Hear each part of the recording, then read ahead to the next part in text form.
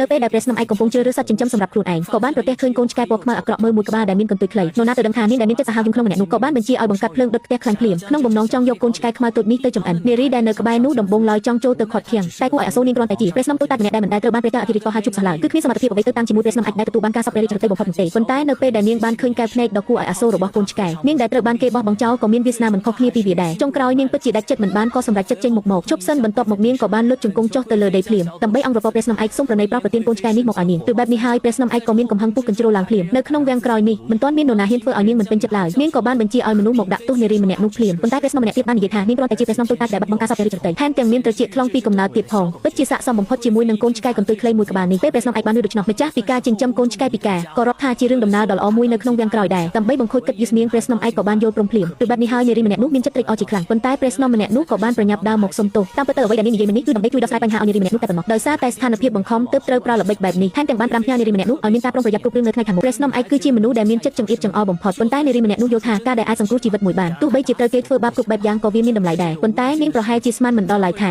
គឺដោយសារតែអំពើល្អដែលមិនបានព្រៀងទុកមួយនេះហើយដែលនឹងធ្វើឲ្យនាងបានក្លាយជាមាតានៃផែនដីនិងមានបុណ្យស័ក្តិខ្ពស់បំផុតមិននឹកស្មានថាអ្នកដែលបានសង្គ្រោះយើងនៅចុងក្រោយតែជាមនុស្សម្នាក់ដែលយើងមិនដែលទុកនៅក្នុងកែវភ្នែកសោះគឺព្រះស្នំតូចតាចម្នាក់នេះតាមពិតទៅកាលពីយប់មិញនៅពេលដែលព្រះចៅអធិរាជកំពុងបំពេញយុទ្ធកិច្ចគ្រាន់តែដោយសារតែហត់នឿយពេកក៏សម្រាប់មួយភាំងទៅនរណាទៅដឹងថានៅពេលបាត់ភ្នែកឡើងម្ដងទៀតតែជាខ្លាយទៅជាកូនឆ្កែតូចមួយក្បាលដែលទើបតែមានអាយុបានមួយខែថែមទាំងត្រូវបានគេចាប់យកមកក្នុងវាំងក្រោយដើម្បីធ្វើជាសត្វចិញ្ចឹមសម្រាប់ពួកព្រះស្នំទៀតផងមិននឹកស្មានថាបែរជាត្រូវបាននារីម្នាក់នេះជួយសង្គ្រោះដោយចៃដន្យបែបនេះសោះបន្ទាប់មកនារីម្នាក់នោះក៏បាននាំគាត់ត្រឡប់ទៅកាន់ដំណាក់វិញព្រះចៅអធិរាជមានការប្រាប់ឲ្យជាខ្លាំងនៅពេលឃើញថាទោះជាយ៉ាងណានាងក៏ជាព្រះស្នំម្នាក់ដែរហើយអ្វីបានជាការរស់នៅរបស់នាងលំបាកជាងរាជសាមញ្ញទៅទៀតបែបនេះនារីម្នាក់នោះក៏បានដងទឹកស្អាតមកដើម្បីងូតទឹកឲ្យគាត់ភ្លាមបន្ទាប់មកក៏បានយកកន្សែងមកជូតខ្លួនឲ្យគាត់រហូតដល់ស្ងួតនាងបារម្ភថាកូនឆ្កែទើបតែងូតទឹកហើយអាចនឹងងាយឆ្លងផ្ដាសាយដូចនេះហើយនាងក៏បានបង្កប់ឲ្យភីលៀងទៅសុំឈ្មោះខ្លះពីការិយាល័យកិច្ចការផ្ទៃក្នុងមកវិញមិននឹកស្មានថាភីលៀងម្នាក់នោះបែរជានិយាយដោយទឹកមុខមើលងាយថារបស់ត្រូវបានបើកក៏ហើយនារីម្នាក់នោះចាំយ៉ាងច្បាស់ថាក្នុងខែនេះនាងមិនទាន់បានដុតភ្លើងសូម្បីតែម្ដងណាឡើយប៉ុន្តែម្នាក់នោះបែរជានិយាយទៀតថាអ្នកគិតថាខ្លួនឯងមានក្នុងមួយឯទី2គ្មានល្បិចកទី3គ្មានទ្រព្យសម្បត្តិតាំងពីចូលវាំងមកដល់ពេលនេះសូម្បីតែព្រះភ័ក្រព្រះចៅអធិរាជក៏មិនដែលបានជួបផងថែមទាំងហ៊ានទៅធ្វើឲ្យព្រះស្នំឯកខឹងសម្បាព្រោះតែកូនឆ្កែមួយក្បាលទៀតតើការិយាល័យកិច្ចការផ្ទៃក្នុងហ៊ានដល់របស់អ្នកយ៉ាងដូចទៅឃើញទឹកមុខដ៏អាក្រក់អាក្រៃរបស់នាងភីលៀងកូនឆ្កែក៏លោតទៅលើខ្នងរបស់នាងរួចខ្វាយយ៉ាងខ្លាំងភ្លាមត្រឹមតែជានាងភីលៀងម្នាក់សោះតែហ៊ានធ្វើអំពើថោកទាបបែបនេះ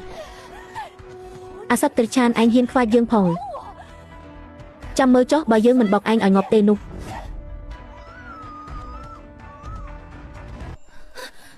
អាសត្វចង្រៃឯងនៅហ៊ានសម្លក់យើងទៀតឬកាលពីមុនអ្នកមានចរិតរាមាខ្ញុំតែងតែយកយល់ឲ្យរហូតតែពេលនេះសៀវម៉ាន់គឺជាឆ្កែសំណប់របស់ខ្ញុំបើអ្នកហ៊ានប្រមាថទៀតខ្ញុំនឹងរាយការណ៍ទៅការិយាល័យកិច្ចការផ្ទៃក្នុងភ្លាមឲ្យគេដេញអ្នកចេញពីវាំងទៅជឿខ្មោចអីទៅមនុស្សទុនជ្រាយបែបនេះមិនដេចក៏អាចបដូរចរិតបានទៅវិញចាត់ទុកថាអាសត្វត្រឆានតូចនេះសំណាងធំហើយថ្ងៃនេះយើងនឹងលើកលែងឲ្យឯងសិនចុះ